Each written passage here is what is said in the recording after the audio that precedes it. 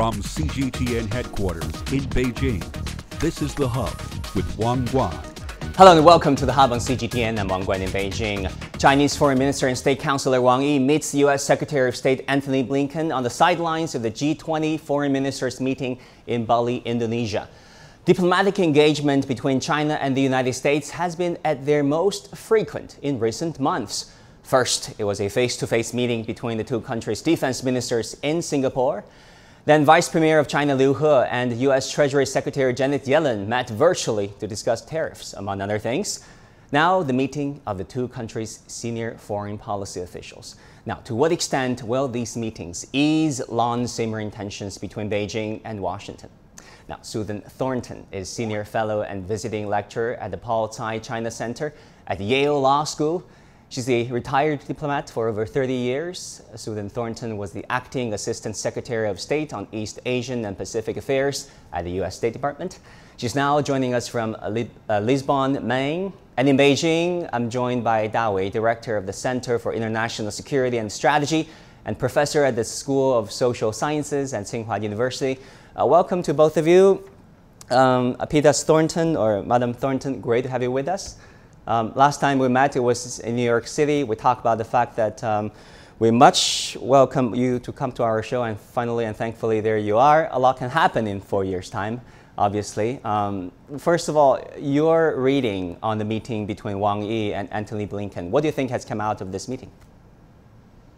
Well, I'm very encouraged. Thank you so much for having me on the show. And I'm very encouraged that both sides pronounced that the talks were constructive and candid. I think that at this point in U.S.-China relations, we see a sort of uptick in meetings and discussions between our top-level leaders. We had recently, in the last couple of days, a discussion between our top two military commanders. And so I think this meeting is another step toward maybe setting up a more constructive agenda. I don't think we shouldn't overstate the fact, that of the constructive cooperation that they announced, but I think it is a good sign that they are able to meet and communicate. And I think also it's important that obviously part of the reason for this meeting is to try to set up some high-level communication between our two presidents, and I think that's also extremely important at this stage in U.S.-China relations.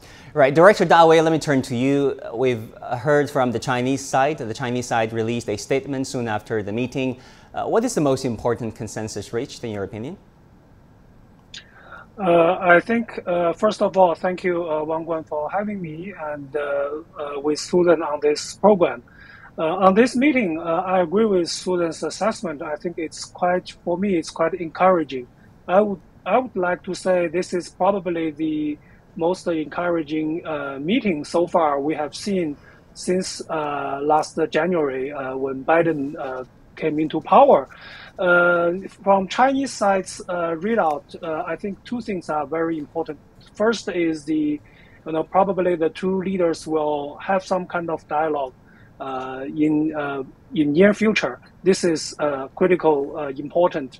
The other thing is, I think they laid out some specific, concrete consensus or agreement between the two sides, including the so-called U.S.-China Joint Task Force, and also facilitating the job of the diplomatic service in two capitals, and also resumption of the people-to-people exchanges.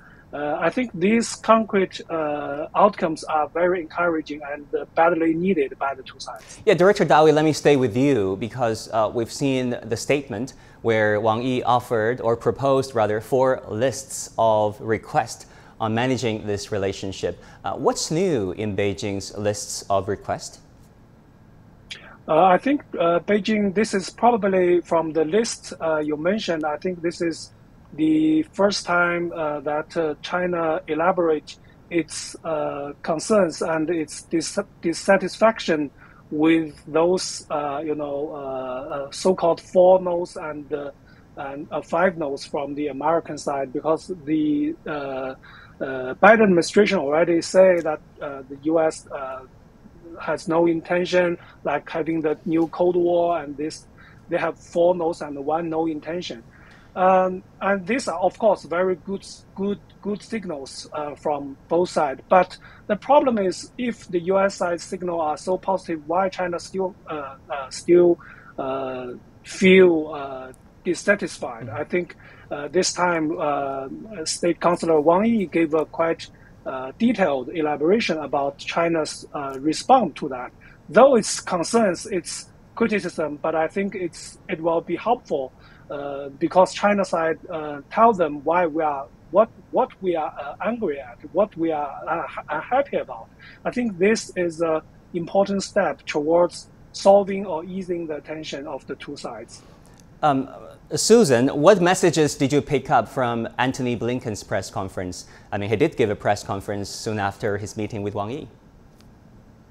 Yeah, I thought that Secretary Blinken's remarks were definitely more constructive than the kinds of things that we've heard previously. And I think that is an indicator of the desire to sort of set up a good atmosphere for higher level communication between the two presidents. I mean, certainly his press conference remarks focused, at least for the American side, on the discussions around some of the top issues that were of concern in the G20 foreign ministers meeting, and particularly, of course, Russia's invasion of Ukraine and the kind of turmoil that is creating throughout the globe in terms of food security and in terms of energy prices, et cetera. But I think that Blinken's focus on other issues and on trying to sort of set up a more constructive frame for the relationship was important. And we didn't see any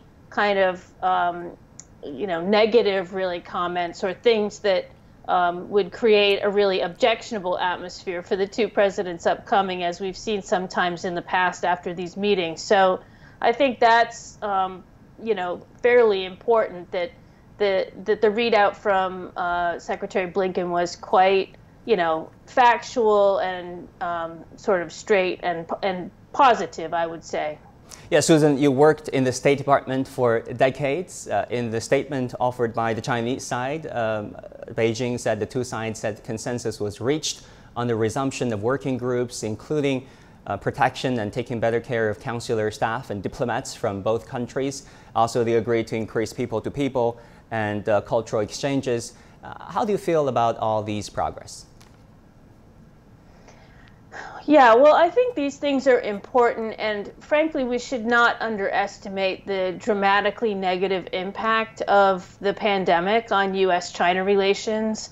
I think the COVID-19 pandemic has done devastating damage to our relationship, in part because of the way that it has inhibited kind of people-to-people communication between the U.S. and China, which has always been so important for trying to undergird the relationship and improving mutual understanding. And so I think this is very important. Of course, diplomats should not face arbitrary and kind of, petty resistant blocks to doing their job in capitals. I mean, this is not the way to prosecute a relationship between the world's, two largest economies and major powers. And so letting diplomats do their job is very important, and I think we should not follow the path of kind of tit-for-tat reciprocity in this area. And people-to-people exchange, reestablishing travel and connections is crucially important as well.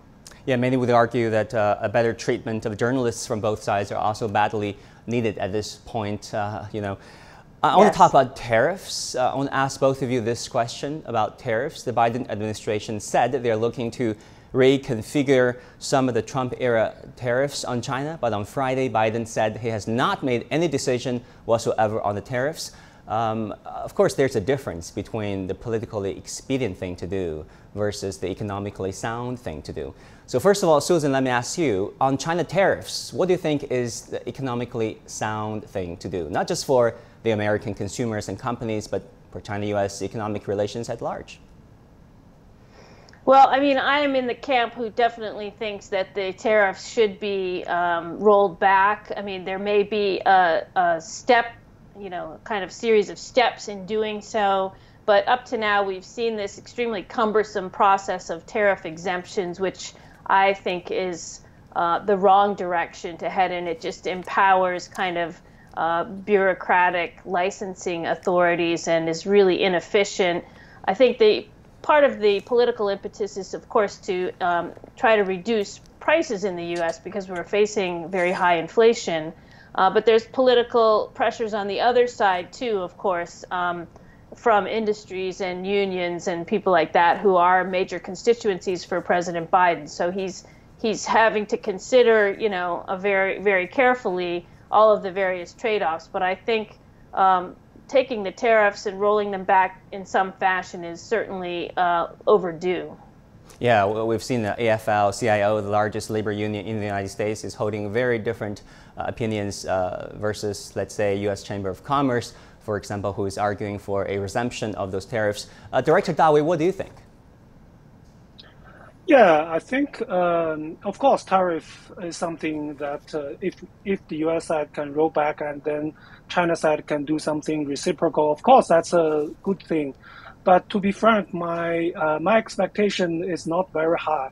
I think obviously the Biden administration have some differences among their senior officials, and also there are some rumors about a very limited amount of goods the tariff be cut, maybe about 10 billion Chinese exportation to the U.S.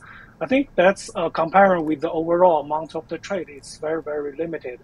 So I think we need to, of course, I welcome this kind of rollback, but I think we need to keep our expectation not too high. I think the Biden administration, as Susan pointed out, has its difficulty domestically, and also probably the companies, the business community, both in China and the U.S., has already digested the cost of the tariff in past 4 years. So that will not, even if it happened, the rollback of the tariff, that will not change the economic relations